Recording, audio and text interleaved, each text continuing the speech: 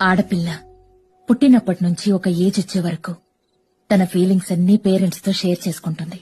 తర్వాత బ్రదర్స్ తో, సిస్టర్స్ తో, ఆ తర్వాత ఫ్రెండ్స్ తో, కలీగ్స్ తో. ఒక్కొక్క స్టేజ్ లో ఒక్కొక్కరు తన బాధ్యతల్ని తీసుకుంటారు. బట్ వీళ్ళందరి బాధ్యతని కలిపి తీసుకునేవాడే హస్బెండ్. మా ఆడవాళ్లవి చిన్న చిన్న ఆనందాలు వాసు.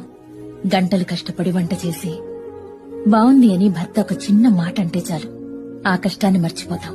భర్త దగ్గరుండి ఏదైనా కొనిస్తే ఎంత సంతోషపడతామో తెలుసా? ఆయన షాప్కొచ్చి నాకు చీర సెలెక్ట్ చేసినప్పుడు నేనెంతో ఆనందపడ్డాను. ఆడవాళ్లు ఏమీ దాచుకోలేరు అంటారు, కానీ మేము చాలా దాచుకుంటాం, ఒక్క భర్త మీద ప్రేమని తప్ప.